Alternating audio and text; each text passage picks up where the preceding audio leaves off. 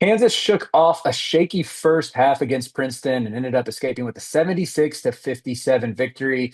Second half, obviously, much greater for the Jayhawks, but man, for the first 20 minutes, it seemed like Princeton couldn't miss. I thought Kansas's defense was so soft, not nearly as aggressive as it should be. And granted, give Princeton credit, they made some tough shots. There were some instances where Kansas contested, but it seemed like there was basic miscommunications against dribble handoffs where you don't have a closeout there, and next thing you know, it's a wide open look for three, and that Kansas they just excuse me, Princeton capitalized on it. You got a really good game out of Dalen Davis, you got a good game out of Stanton as well, and it just seemed like Kansas really had to dig deep and flip a switch in the second half. But thankfully, if you're a Kansas fan, they showed some things after the break and ran away with it. But Matt, what were some of your takeaways from this one? It was interesting. I thought when they leaned into like we have a speed and athleticism advantage, good things happened for them. And Hmm. we talked about on the perimeter guys like Melvin Council, like if he can get out and run, good luck keeping up with him. But if he's got to create for himself and others in the half court, I think that's tough. Like you said, he made Dalen Davis's life pretty tough. Only went 6 for 20.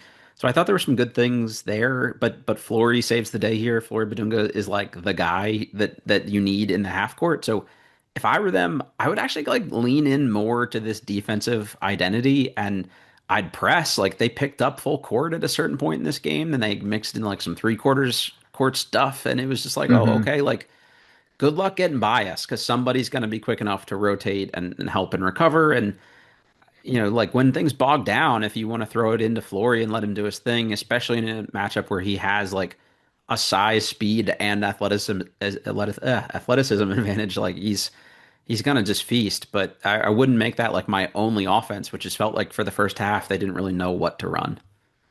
That's a great point. And yeah, I think the more you watch it, it's like you got to make a concerted effort to get the ball to Flory because he came out on fire, then sort of went kind of went quiet for a little bit. But when Mhm. they re-emphasized the focus on him in the second, it was like he kept producing. And I, Yep. I think his versatility around the basket, even his post game, whether he's showing off nice touch around the basket or better footwork, is just a different level than it was a year He's ago. gotten so And much better.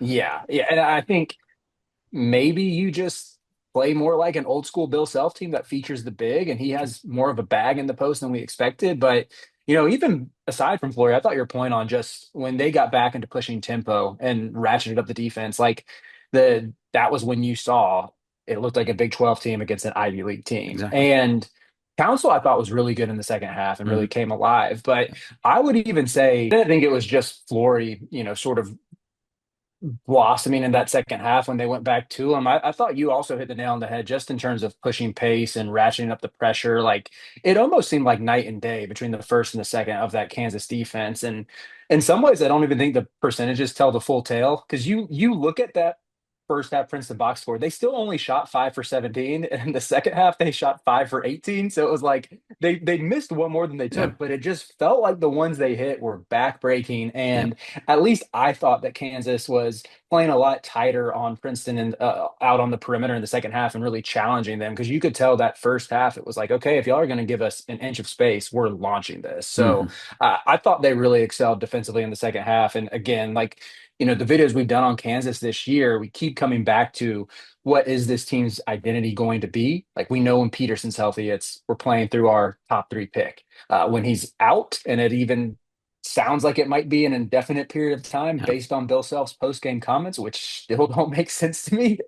Um, you have even there's such an identity crisis where I'm like, the only path I see forward without Peterson is to be this physical up-tempo team that can really like play to their strengths, whether it's I don't know if you noticed this, but they did go with that lineup with Trey White at the three, I Tillman at the liked four, that. and Flory at the Yeah, five that to was start the nice. second half. Yeah. Yeah, like maybe you just lean on your size and play a little bit more physical out on the perimeter and just muck it up on the interior and see if it works. But I mean, it helped against an Ivy team, but Sure. it's going to be a lot more challenging against Duke on Tuesday.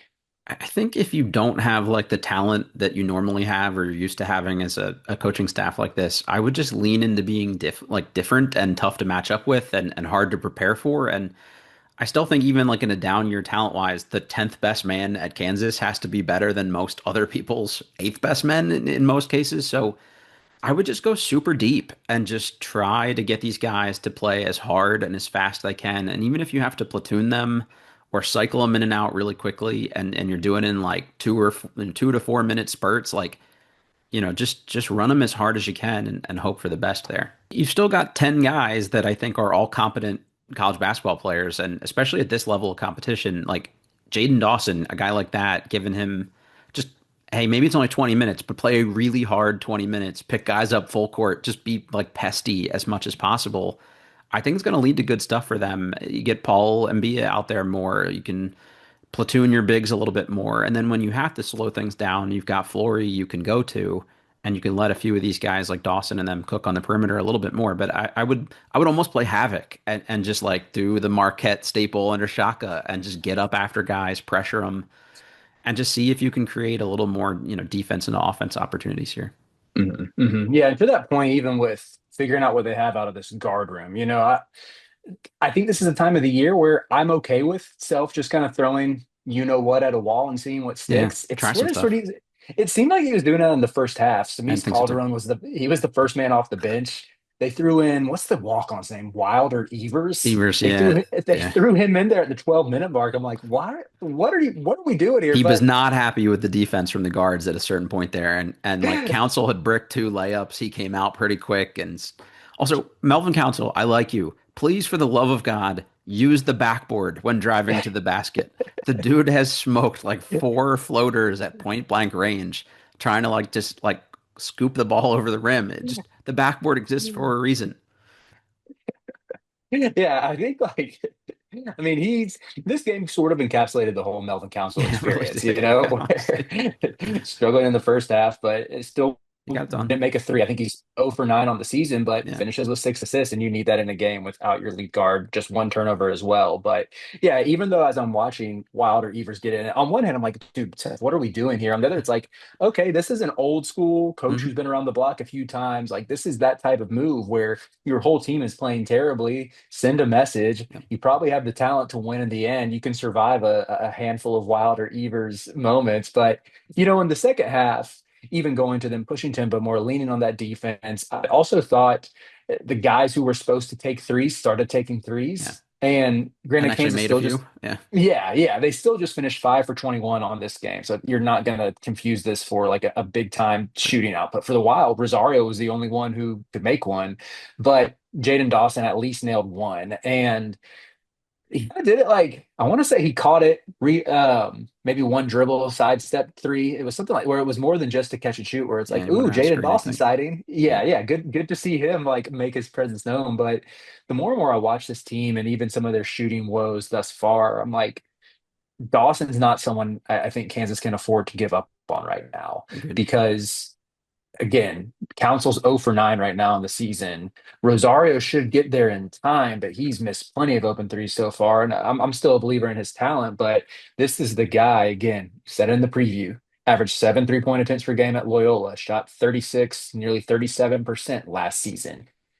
I know it's probably going to take some time, and it seems like Self is frustrated with maybe his lack of production in other areas. But Mhm. I just think you got to stick with him because assuming that Peterson comes back at some point, he's going to be so much better if you open up the lane for him. Mhm. You got to have guys around him who can finish a drive and kick. And so I think it like this game sort of encapsulated Kansas's the offensive shortcomings. And again, I don't want to harp on it too much Sure. because I mean Trey White woke up and got to the free throw line a ton. We've I like that. belabored that Flory was awesome in this game, but still you just see like when you have such a lack of shooting, you're prone to those scoring droughts. Princeton was just kind of hanging around. You just on that, the Dawson thing is still interesting to me. I would almost like run the exact same playbook when Peterson is out there with Dawson as like dime star Darren Peterson, like dime star Darren Peterson. Like he's not as good, obviously, but he's been in an offense where he's had to create a lot of points for himself and others and done like Mhm. this heliocentric thing. He can at least do it against Princeton, I would think. To have him only get 6 points in this game, I think is still a little underwhelming. Like you said, I'm glad Trey White stepped up here a little bit. Somebody had to do it. I just imagine like Bill Self in the locker room at halftime was just like ripping dudes and like fired them all up. They played better defensively. And then as they're leaving the locker room, he grabbed Flory and was like, "Hey, this is like you're the captain now moment." Because Flory played kind of mean in that second half. Like he was like shoulder shrugging dudes away to go up and dunk through them, and you don't really see that from him enough. So, I'm glad whatever they did worked, but let's see how they do it against a gigantic group at Duke next week. Seems Yeah, yeah. It certainly seemed like he was ready to put CJ Happy through the basket. That was one of the main things I took away. I think I like had that in my notes. It's like, oh wow, every time Flory's going up, it's like because you could tell CJ Happy was feeling himself a little yeah, bit. I He's think got so. the forearm tat. He hit a Mm. three in this game, and I think Flory was like, all right, like Yep. ice up, you know. So it was good to see. Even it ended up like final box score. Kansas had 40 points in the points in the paint compared to just 17 for Kansas. Gosh, I'm stumbling over my words now. Kansas had 40 points in the paint compared to 17 for Princeton. That's where you see that physical interior dominating identity come to the surface. Yeah, beat him on the boards But, pretty good too. yeah, yeah. My big question as we go forward is what does this look like against Duke? I think this Duke team, they're still figuring some things out in the front court. I think Pat Gongba is a little bit susceptible to foul trouble if Mm. you have Flory play with that mean streak, but it's clearly going to be a really tall task, especially with just how deep Duke is on the perimeter.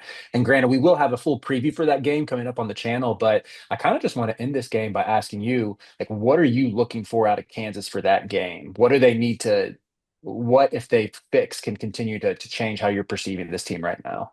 Just show a pulse, compete the whole way through. Like if you're a little shorthanded, you're probably not gonna beat Duke. But if you are competitive without your best player against one of the best teams in the country, it at least gives you like some signs of life for where this team can be longer term. And we're saying signs of life and things like they're gonna be good. This is obviously a top third-ish Big 12 team. It's just where in that pecking order are they? Are they two or are they six? Is going to be determined largely by what these other guys do. And you need someone to step up. Is it Trey White again? Is it Jaden Dawson? Is it Flory goes for 30 and 12 or something crazy like that? I think you just got to have like a big performance from somebody here.